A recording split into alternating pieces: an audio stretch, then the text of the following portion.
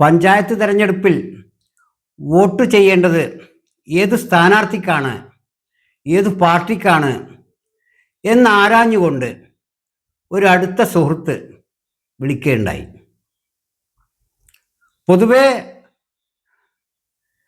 ഒരു രാഷ്ട്രീയ പാർട്ടികളോടും വിധേയത്വമില്ലാത്തത് കൊണ്ടും എല്ലാ പാർട്ടികളെയും പൊതുവായി വിമർശിക്കുന്നത് കൊണ്ടും നായർ സർവീസ് സൊസൈറ്റിക്കാരെ പോലെ എല്ലാ രാഷ്ട്രീയക്കാരോടും സമദൂര സിദ്ധാന്തം പാലിക്കുന്നത് കൊണ്ടുമായിരിക്കാം ഒരു പക്ഷേ ഈ സുഹൃത്ത് എന്നോട് അങ്ങനെ ചോദിച്ചത്.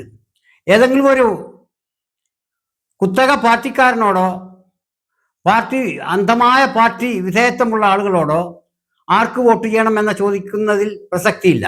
കാരണം അതിൻ്റെ ആവശ്യം വരില്ല. അവർക്ക് അവരുടേതായ പാർട്ടികളുണ്ടാവും.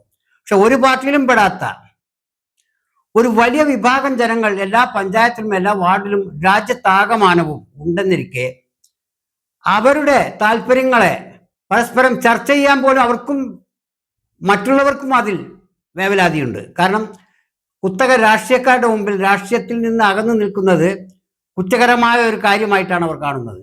അതുകൊണ്ട് തന്നെ രാഷ്ട്രീയമില്ലാത്ത ഒരാളോ മതമില്ലാത്ത ഒരാളോ എന്ന രീതിയിലായിട്ടുണ്ട് കാര്യങ്ങൾ. മതമുണ്ടായാൽ തന്നെ പോരാ, ആ മതത്തിൽ ഏത് വിഭാഗത്തിൽപ്പെടണം എന്നുകൂടിയുണ്ട്. രാഷ്ട്രീയം ഉണ്ടായാൽ പോരാ, ഏത് രാഷ്ട്രീയക്കാരനാണ്, ഏത് ഗ്രൂപ്പിൽപ്പെട്ട ആളാണെന്ന് അറിയണം. അതുപോലെ തന്നെയാണ് ഹിന്ദു ആയാൽ പോരാ, ഹിന്ദുവിലെ ഏത് നിശ്ചിത ജാതി വിഭാഗത്തിൽപ്പെടും എന്നുകൂടി അറിയേണ്ടതുണ്ട്.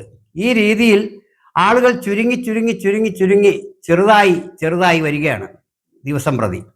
അപ്പോൾ സ്വാഭാവികമായും പഞ്ചായത്ത് തെരഞ്ഞെടുപ്പുകൾക്ക് ഒരാഴ്ച അകലമേ ഉള്ളൂ.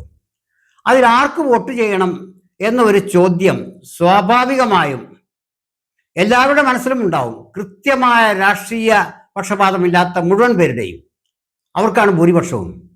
ആ നിലക്ക് നമുക്ക് ആർക്ക് വോട്ട് ചെയ്യണം എന്നൊരു ചിന്ത വരുമ്പോൾ വലിയ ഉത്തരവാദിത്വ ബോധത്തോടെ വേണം അതിനെ നമ്മൾ കൈകാര്യം ചെയ്യാൻ. അതായത് രാഷ്ട്രീയത്തിലെ സ്ഥാനമാനങ്ങൾ പലപ്പോഴും നമ്മൾ ഒരു വിഭാഗത്തിൻ്റെ അവശത പരിഹരിക്കാനോ അല്ലെങ്കിൽ ഒരു വിഭാഗത്തിന് മുന്നേറാനോ ഉള്ള വഴികളായിട്ടാണ് നമ്മൾ അധികാര സ്ഥാനങ്ങൾ ഏൽപ്പിച്ചു കൊടുക്കാറുള്ളത്. അത് വലിയ തെറ്റായ ഒരു സന്ദേശം നൽകുന്നു എന്നതിനെക്കുറിച്ച് ആരും വേവലാതിപ്പെടുന്നില്ല. കാരണം ഒരു അധികാരസ്ഥാനം ഏറ്റെടുക്കുന്നത് ഒരു ഉത്തരവാദിത്തം ഏറ്റെടുക്കലാണ്.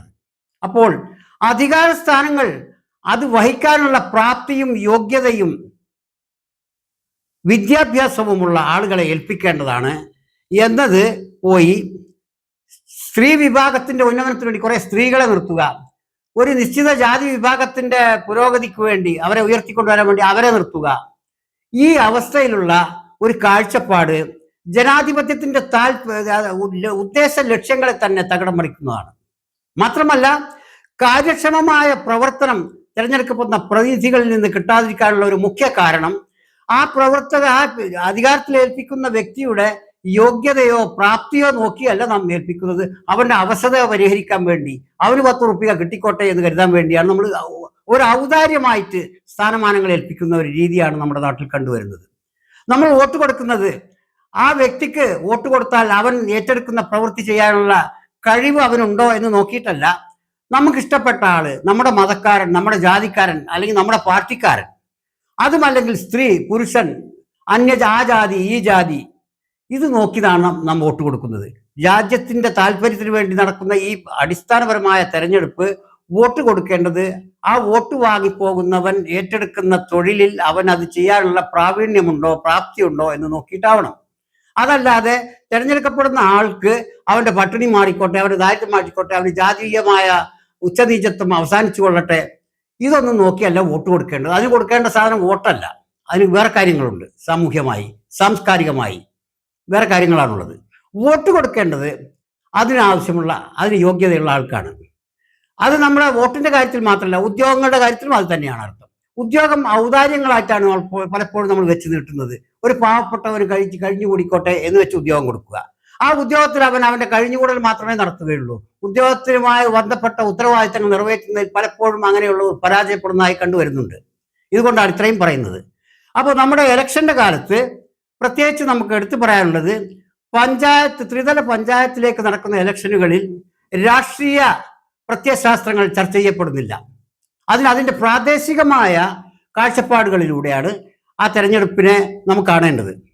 പ്രാദേശികമായ നമ്മുടെ പ്രശ്നങ്ങൾ എന്തെല്ലാം, അവ പരിഹരിക്കാനുള്ള മാർഗങ്ങൾ എന്തെല്ലാം, ആ മാർഗങ്ങളിൽ നമ്മുടെ തിരഞ്ഞെടുക്കപ്പെടുന്ന വ്യക്തിക്ക് ഉള്ള താല്പര്യം, അത് നിർവഹിക്കാനുള്ള ശേഷി, ഇതെല്ലാമാണ് നോക്കേണ്ടത്, മാനദണ്ഡമാക്കേണ്ടത്. ത്രിതല പഞ്ചായത്തിലേക്ക് നടക്കുന്ന തിരഞ്ഞെടുപ്പുകളിൽ പഞ്ചായത്തിൽ നിന്ന് കിട്ടുന്ന ശമ്പള വിഹിതം വെറും വാർഡിലേക്ക് കിട്ടുന്നത് 8000 മറ്റോ ആണ്. ദിവസം 500 രൂപ പോലും ഇല്ല, തികച്ചുണ്ടാവില്ല. അതേപോലെ ബ്ലോക്കിലേക്കും ജില്ലയിലേക്കും കൂടിയാൽ 14,000 മേലെ ആർക്കും ശമ്പളമില്ലെന്നാണ് കേൾക്കുന്നത്. എന്നിട്ടും ഒരു പഞ്ചായത്ത് തല തെരഞ്ഞെടുപ്പിൽ, വാർഡ് തല തെരഞ്ഞെടുപ്പിലേക്ക് ഒരാൾ മത്സരിക്കുമ്പോൾ 15-20 ലക്ഷം ചെലവഴിക്കുന്നു എന്ന് കാണുന്നു. ബ്ലോക്കിലേക്കും ജില്ലാ പഞ്ചായത്തുകളിലേക്കും നടക്കുന്ന തെരഞ്ഞെടുപ്പുകൾ ലക്ഷങ്ങളാണ്, ജില്ലാ തലത്തിൽ കോടികളുടെ അടുത്തേക്ക് എത്തും. ഇത് മുഴുവൻ സംഭാവനയായും മറ്റു രീതിയിലും പിരിച്ചെടുത്തുണ്ടാക്കി ഇതിന് ഇത്ര കഷ്ടപ്പെട്ട് മത്സരിക്കുന്നത് എങ്ങനെയെങ്കിലും ഈ രാജ്യത്തിന്റെ, ഈ പഞ്ചായത്തിന്റെ, ഈ ബ്ലോക്കിന്റെ, ഈ ജില്ലയുടെ അഭിവൃദ്ധി കൈവരണം എന്ന അതിനുവേണ്ടി ത്യാഗം ചെയ്യാൻ വേണ്ടിയൊന്നുമല്ല. മറിച്ച് പഞ്ചായത്തിൽ പോലും മാന്യമായ വരുമാനമുണ്ടെന്നാണ് കേൾക്കുന്നത്. ഓരോ മെമ്പർക്കും വിഹിതമല്ലാത്ത രീതിയിൽ കേട്ടുകേൾവിയാണ്. നമുക്കിതിൻ്റെ തെളിവുകളൊന്നും നിരത്താൻ ഇപ്പോൾ താല്പര്യവുമില്ല, സാങ്കേതികമായ ബുദ്ധിമുട്ടുകളുമുണ്ട്. എന്നിരുന്നാലും വെറും 8000 രൂപയുടെ ശമ്പളത്തിന് വേണ്ടി യാതൊരു പണിയും തൊഴിലുമില്ലാത്തവർ പഞ്ചായത്തിലേക്ക് ലക്ഷങ്ങൾ ചെലവഴിച്ച് മത്സരിച്ച് ജയിച്ച് ഒരു തൊഴിലുമില്ലാതെ തന്നെ അവർക്ക് അവരുടെ വരുമാന സ്രോതസ് എന്തെന്ന് അറിയാതെ തന്നെ അവർക്ക് ഭീമമായ വരുമാനം ഉണ്ടാവുകയും ചെയ്യുന്നത് നമ്മുടെ കൺമുമ്പിലാണല്ലോ നടക്കുന്നത്. ഇത് നമുക്ക് കണ്ണു തുറന്ന് കാണണം. അങ്ങനെയുള്ളവർക്ക് വോട്ട് കൊടുക്കരുത്. പ്രത്യേകിച്ച് ഒരു പണിയും തൊഴിലും നോക്കാതെ വെറും പഞ്ചായത്തിൽ നിന്ന് കിട്ടുന്ന 8000 റുപ്യയും ബാക്കി അവിഹിതമായി കിട്ടുന്ന വരുമാനത്തിനു വേണ്ടി ഒരാൾ മെനക്കെട്ട് നടക്കുന്നുണ്ടെങ്കിൽ അവരെ വോട്ട് കൊടുത്ത് ജയിപ്പിക്കാതിരിക്കുകയാണ് മെച്ചം. അതേസമയം അവന്റെ ഒരു പോക്കറ്റ് മണി എന്ന നിലക്ക് അവനൊരു 8000 കിട്ടിക്കോട്ടെ. പഞ്ചായത്തിന്റെ പൊതുമുതലിൽ നിന്ന് അപഹരിക്കാത്ത ഒരു വ്യക്തിയാണെങ്കിൽ പഞ്ചായത്തിനോടും സമൂഹത്തോടുമുള്ള താല്പര്യത്തിന്റെ പേരിൽ സേവനം ചെയ്യാൻ മുന്നിട്ടിറങ്ങുന്ന ആളുകളെയാണ് നാം വിജയിപ്പിക്കേണ്ടത്. ഒരുത്തന്റെ ദാരിദ്ര്യം മാറ്റാൻ വേണ്ടി നമ്മൾ പഞ്ചായത്തിലേക്ക് തെരഞ്ഞെടുത്തയക്കുകയല്ല ചെയ്യേണ്ടത്. പൊതുമുതൽ അപഹരിച്ചു നിന്ന് കൊഴുത്തോട്ടെ എന്ന വിശ്വാസത്തോടു കൂടി. പൊതുമുതൽ അങ്ങനെ ആർക്കെങ്കിലും ഔദാര്യം കൊടുക്കാനോ ഔദാര്യമായി എടുക്കാനോ പറ്റുന്നതല്ല. പൊതുമുതൽ പൊതു സേവനത്തിനും പൊതു ആവശ്യങ്ങൾക്കുമായി നീക്കിവെക്കപ്പെട്ടതാണ്, പിരിച്ചെടുക്കപ്പെടുന്നതാണ്. അത് നമ്മുടെ വില്ലേജിലെ വാർഡിലെ ഒരു പാവപ്പെട്ട കുടുംബം രക്ഷപ്പെട്ടുകൊട്ടെ, പഞ്ചായത്തിൽ നിന്ന് എന്തെങ്കിലും 10 റുപ്യ ഉണ്ടാക്കി എന്ന് ഔദാര്യം കാണിക്കാനുള്ള അവകാശം നമുക്ക് വോട്ടർമാർക്കുമില്ല, ഈ തെരഞ്ഞെടുപ്പ് കണ്ടക്ട് ചെയ്യുന്ന സർക്കാരുകൾക്കുമില്ല. എന്നിരിക്കെ കൃത്യമായ സേവന സന്നദ്ധതയോടെ മുന്നോട്ട് വരുന്ന, അതിന് പ്രാപ്തിയുള്ള, യോഗ്യതയുള്ള ആളുകളെ നോക്കിയാണ് വോട്ട് കൊടുക്കേണ്ടത്. അവന് ജാതിയോ മതമോ വർണ്ണമോ മറ്റൊന്നും പരിഗണിക്കേണ്ടതായിട്ടില്ല. സ്ത്രീയോ പുരുഷനോ പ്രാപ്തരായിരിക്കണം പഞ്ചായത്തിലെ കാര്യങ്ങൾ നോക്കി നടത്താൻ. ഇത്രയേ നമ്മൾ ഡിമാൻഡ് വെക്കാവൂ. ആ ഡിമാൻഡുകൾ നാം വെച്ചേ മതിയാവൂ. അത് നമ്മുടെ രാഷ്ട്രത്തിൻ്റെ ചെറിയ ഒരു സെല്ലാണ് വാർഡുകൾ. ഇങ്ങനെയുള്ള വാർഡുകൾ ലക്ഷക്കണക്കിന് കോടിക്കണക്കിന് കൂടിയിട്ടാണ് രാഷ്ട്രം തന്നെ ഉണ്ടാവുന്നത്. അപ്പോൾ വാർഡ് തലത്തിൽ നിന്ന് നമ്മളെ തുടക്കണം. സിവിക് സെൻസ്, സിവിക് ബോഡികൾ, ഇതെല്ലാം രാഷ്ട്രത്തിൻ്റെ ഓരോ സെല്ലുകളാണ്. ഇത്രയും സെല്ലുകൾ ഒന്നു ചേർന്നതാണ് രാഷ്ട്രമാവുന്നത്. അപ്പോൾ നമുക്ക് പ്രധാനമന്ത്രി മാത്രം യോഗ്യനായാൽ മതി. വാർഡ് തലത്തിൽ വരുന്നവൻ ആരെങ്കിലും പാവപ്പെട്ടോ ആരെങ്കിലും ജീവിച്ചു പോയിക്കോട്ടെ, നമുക്കൊരു വോട്ട് ചെയ്യുന്ന ചെലവല്ലേ ഉള്ളൂ. ഒരു വോട്ട് നമുക്ക് അങ്ങനെയാണ് വിനിയോഗിക്കാം, ആരോ രക്ഷപ്പെട്ടു പോട്ടെ, അങ്ങനെ കരുതാൻ പാടില്ല. നമ്മുടെ പഞ്ചായത്തിന്റെ അടിസ്ഥാന ആവശ്യങ്ങൾ നിറവേറ്റാനും കൈകാര്യം ചെയ്യാനും പ്രാപ്തരായ ആളുകളെ നോക്കി വോട്ട് കൊടുക്കുക. രാഷ്ട്രീയം തൊഴിലാക്കി അതിലൂടെ സമ്പാദിച്ചു കൂട്ടുന്നവർക്ക് കൊടുക്കാതിരിക്കുക എന്നതാണ് ഏറ്റവും ഉചിതം. കാരണം വോട്ടുകളും മറ്റ് തൊഴിലുകളും ഉത്തരവാദിത്തങ്ങളും ഏൽപ്പിക്കേണ്ടത് അത് അർഹിക്കുന്നവർക്കും യോഗ്യതയുള്ളവർക്കുമാണ്. അവസർക്കും ദുർബലർക്കും അഗതികൾക്കും അനാഥകൾക്കും കൊടുക്കേണ്ടത് വോട്ടല്ല, മറ്റു ജോലി, വലിയ ഉന്നത ഉത്തരവാദിത്തമുള്ള ജോലികളുമല്ല.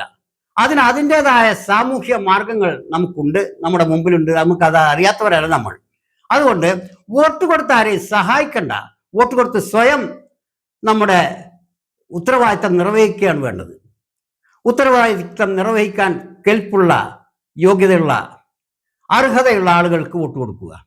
അതല്ലാതെ പാർട്ടി നോക്കിയോ എൻ്റെ പാർട്ടി ഇതായതുകൊണ്ട് എൻ്റെ തലവിധിയാണ് ഈ പാർട്ടിക്ക് വോട്ട് കൊടുക്കൽ, എൻ്റെ മതം ഇന്നതായതുകൊണ്ട് എൻ്റെ മതക്കാരന് വോട്ട് കൊടുക്കലാണ് എൻ്റെ മതപരമായ ഉത്തരവാദിത്തം, എൻ്റെ ജാതിക്കാരനായ സ്ഥിതിക്ക് അവൻ്റെ ജാതിയും എൻ്റെ ജാതിയും ഒന്നായ സ്ഥിതിക്ക് ഈ ജാതി കുറച്ച് ഉന്നമനത്തിൽ എത്തിച്ചേരട്ടെ എന്ന് പറഞ്ഞു കൊടുക്കേണ്ട സാധനവുമല്ല വോട്ട് എന്നാണ് ഈ പറഞ്ഞതിന്റെ ചുരുക്കം. വോട്ട് വലിയ ഉത്തരവാദിത്തമുള്ള ഒരു പ്രക്രിയയാണ്. സമ്മതിദാനാവകാശം എന്നുള്ളത് സമ്മതിദാനമായിട്ട് കൊടുക്കുകയാണ് നമ്മൾ. അത് നമുക്ക് അർഹതപ്പെട്ട കൈകളിലേക്ക് കൊടുക്കാം.